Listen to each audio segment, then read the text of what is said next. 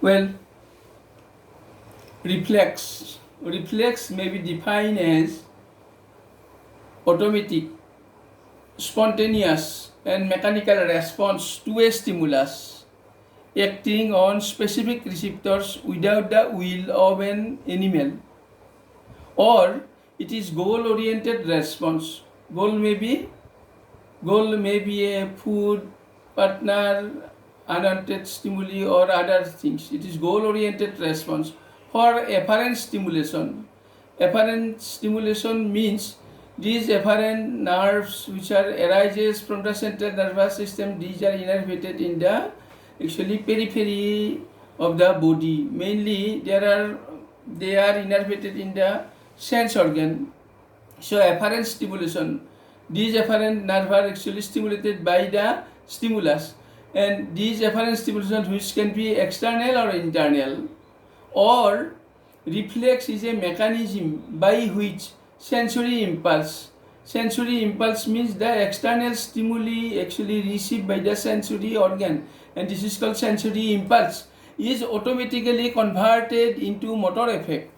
That means this sensory impulse actually converted into motor effect through the involvement of the central nervous system. This conversion of the sensory impulse into motor effect is actually mainly concerned with the central nervous system. So above definition implies this, a sensory stimulus. This stimulus is actually needed for a reflex. The sensory input transform into the motor effect.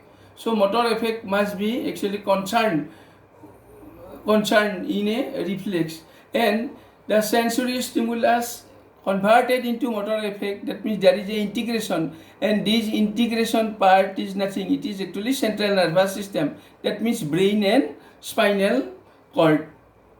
So a reflex may be defined as a spontaneous, automatic and mechanical response to a stimulus. So above definition implies this, there is a sensory stimulus, is not it? Other is motor effect and another is integration.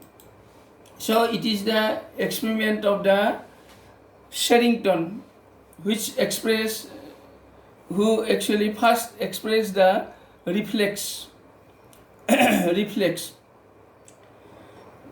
This is decapitated frog, living frog. This is decapitated frog, that means head is removed and place the headless body on a plate.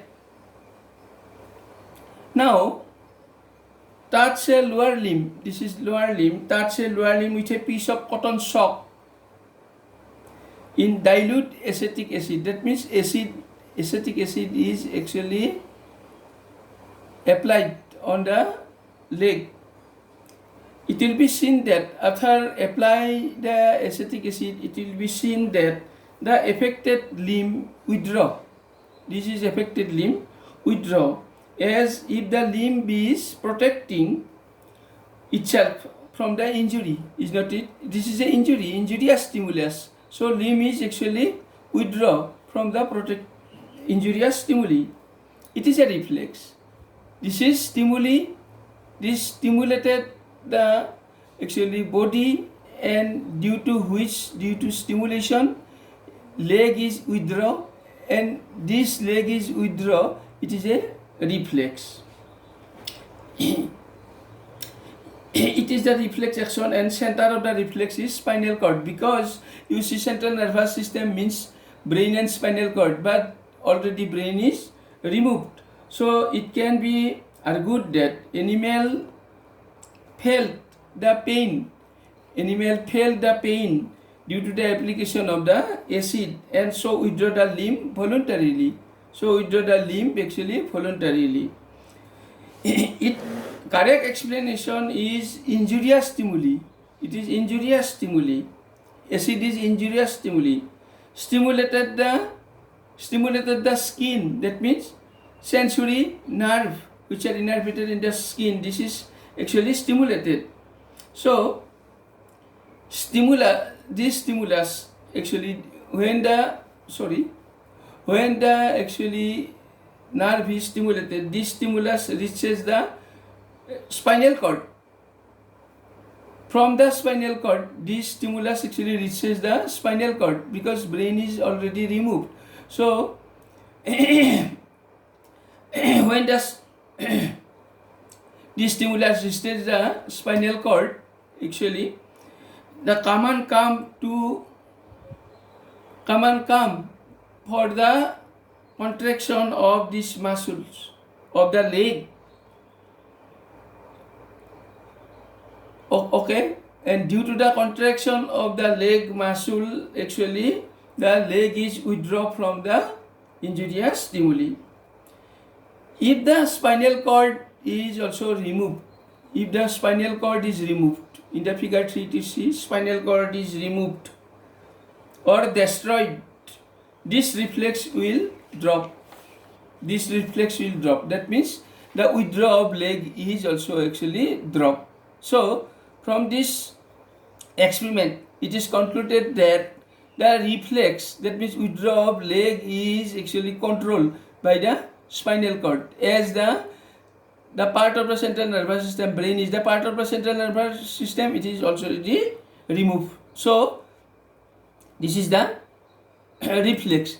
So Sherrington reflex, as Sherrington, reflex defined as the unit of reaction in the nervous integration, because every reflex act of integration, every reflex actually act of integration.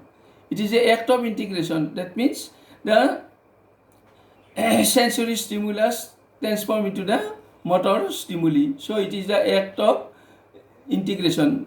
Act of integration. So you see, it is the reflex arc. Reflex arc. The part. This is the part. This is the part. It is skin, sensory nerve are innervated in the skin, and it is muscles. The muscles actually, it is effector organs, consist of muscles, and it is sensory organs. The part travel by an impulse. It is the impulse, nerve impulse actually. This impulse travel in a definite part. This part travel by an impulse. This part travel by an impulse actually in a reflex action is called reflex arc. This is the part. So a specific receptor, number one, it is specific receptors. The neurons of which receive the stimulus. This is the neuron. It is a specific receptors. This is specific receptors, the neuron which receive the stimulus and set up a sensory impulse, and this impulse transported to the central nervous system via afferent nerve. Is that it? Next is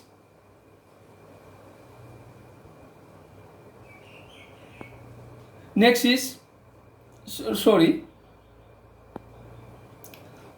you see a afferent nerve. It is afferent nerve. This is afferent nerve. Afferent nerve which bring the sensory impulse. It is bring the sensory impulse actually bring the afferent nerve, and this sensory impulse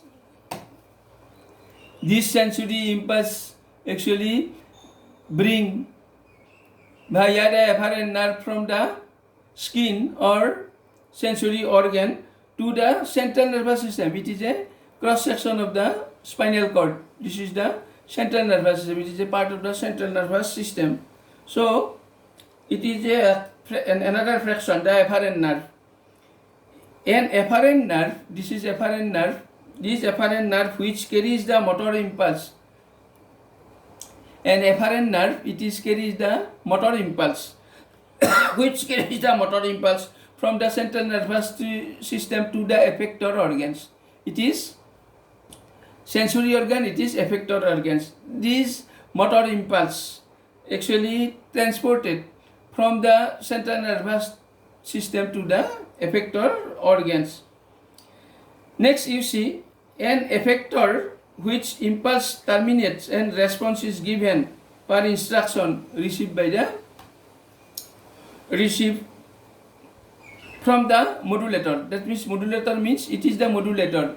The sensory stimulus when actually received by the central nervous system, inside the central nervous system, sensory stimulus transported into a motor message by the integration of a interneuron.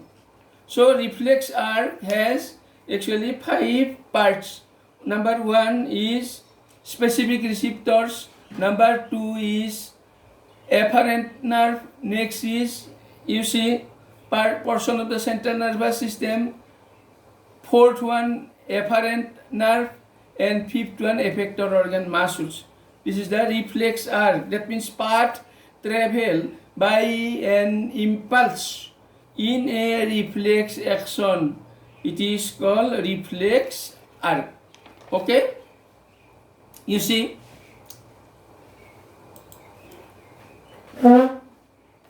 reflex center. Reflex center, these reflex centers are situated actually central nervous system, mainly cerebellum and medulla oblongata. The term reflex center refers to an assemblage of nerve cells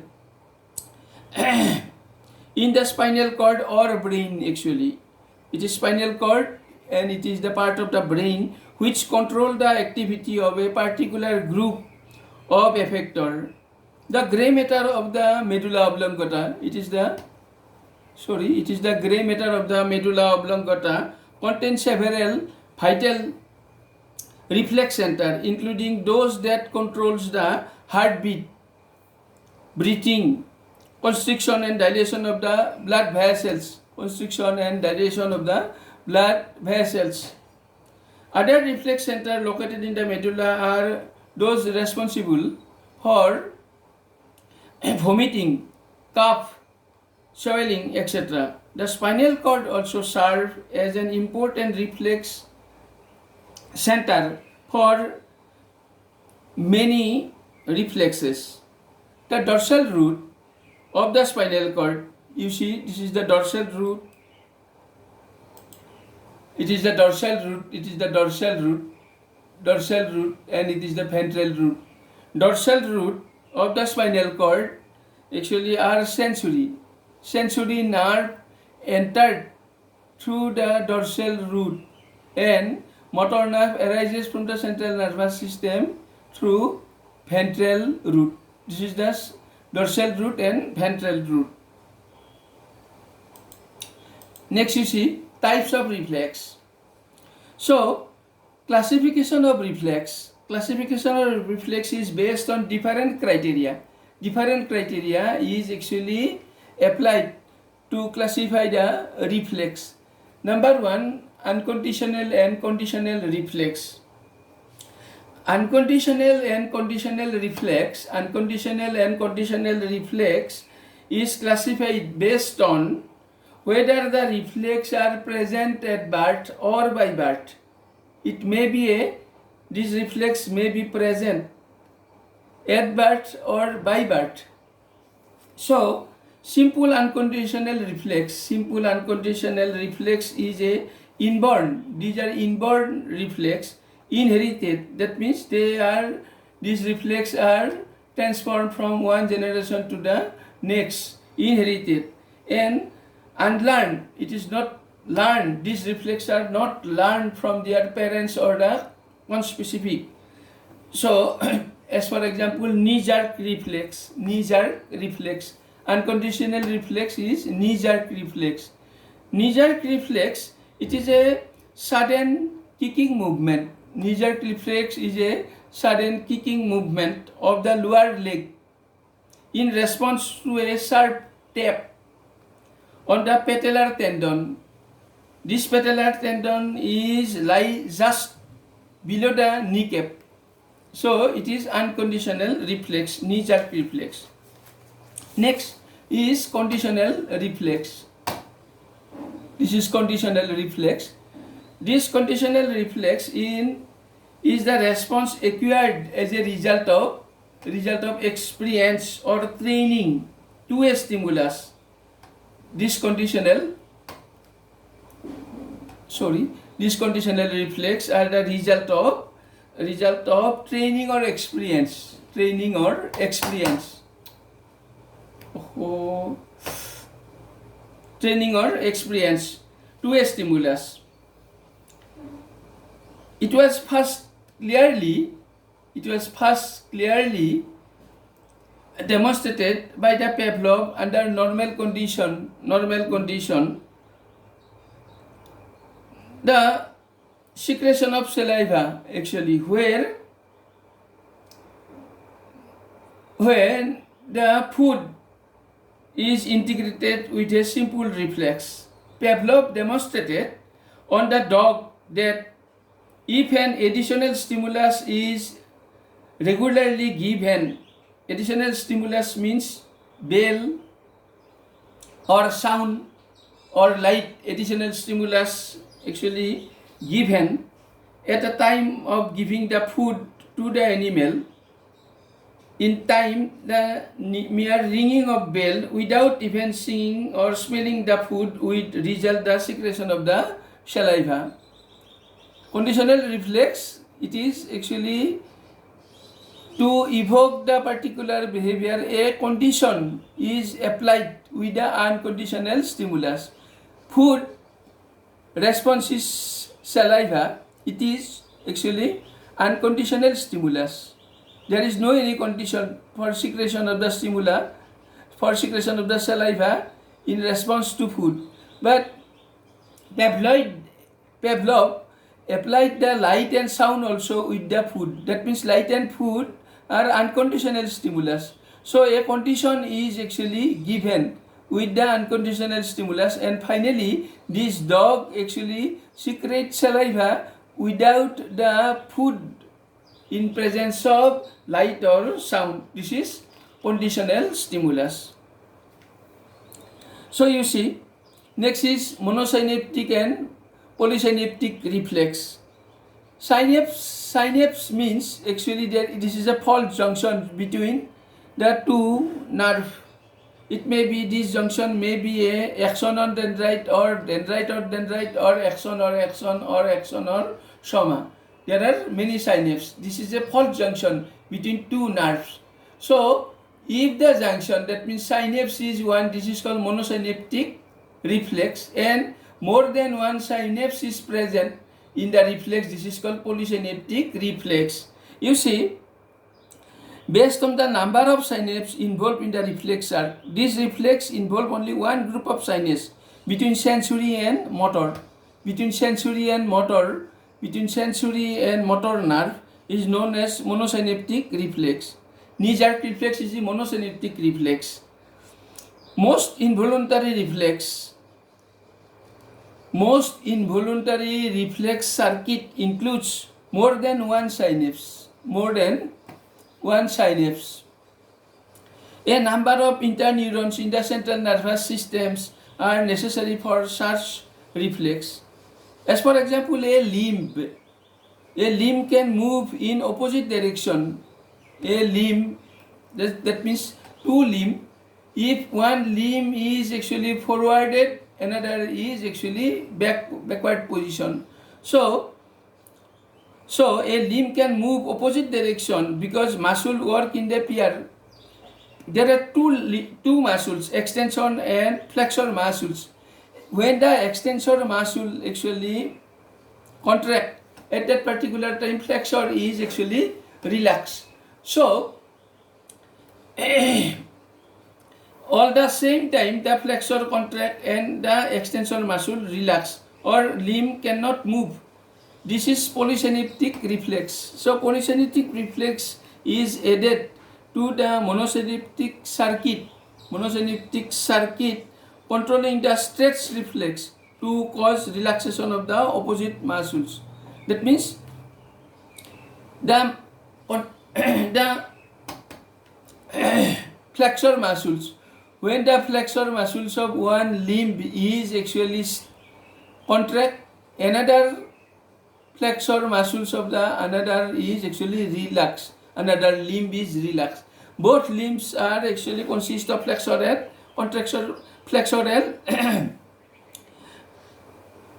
flexor and extensor muscles.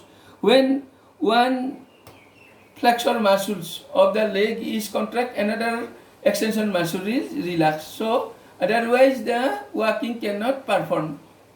So next is clinical classification. It is this clinical classification. There are 4 types of clinical classification: superficial, deep reflex, visceral reflex, and pathological reflex. Clinical reflex classification based on the receptors. Number 1, superficial reflex. Superficial reflex, these are actually elicited by stimulating the appropriate end organ. Just that, as for example, skin or mucous membrane, or plantar response, abdominal response, coronal response, coronal response, etc. Plantar response means actually plantar reflex is a reflex. It is superficial reflex. Plantar reflex is a reflex elicited when sole of the foot is stimulated with a blunt instrument.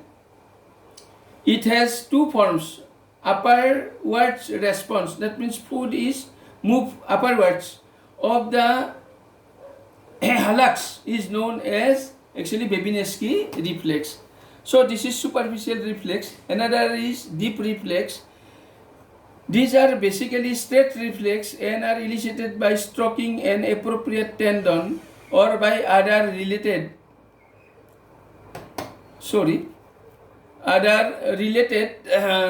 method, which results in the sharp passive stretching of the muscles, resulting the muscles contraction. They are also called tendon jerk, knee jerk reflex, etc. Another is next, third one, visceral reflex.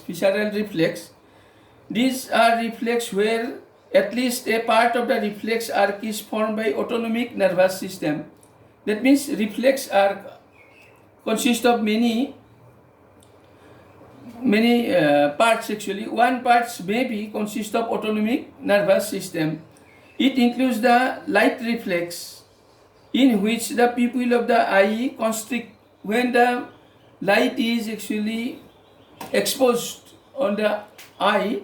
The pupil is constrict rapidly when the beam of the light is directed upon the retina. Is not it? It is visceral reflex.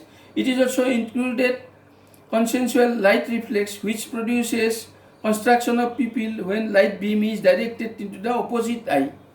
Next is pathological reflex. Pathological reflex includes a number of defense response. It is pathological response actually, number of defense response. These are not found in the normal person. It is actually their presence is indicated some pathological condition within the body. When some pathological conditions are available within the body, these pathological reflex are actually shown by the patient. One is Babinski sign. Babinski sign means when foot with a blunt needle shown the movement. This is actually pathological reflex. Next is physiological classification. This physiological classification of reflex based on the physiological state of the organism. There are 2 types: tonic reflex and phasic reflex. Tonic reflex are straight reflex. When the muscle is stressed, tonic reflex are stress reflex. When the muscle is stressed, it responds by contraction. Tonic reflex forms the basis of muscle tone and posture of the body. Next is phasic reflex. This is phasic reflex. Phasic reflex also called flexor reflex. It is also called flexor reflex and are produced when injurious stimuli are applied actually flexion of the joints, that is withdraw from the source of injury. It is phasic reflex. Thus, suppose a torn prick in the sole foot causes the flexor of the knee and hip joints. These reflex are therefore protective in nature. These are the classification of the reflex. Next you see the functions. maintain the hemostasis. Hemostasis means it is the tendency to maintain. It is the tendency to maintain a stable, relatively constant internal and environment is called hemostasis. So, for example, the concentration of the various ions in the blood must be kept steady along with the pH and the blood sugar also. So, next is heart rate. Heart rate also regulated. It is the functions of the reflex.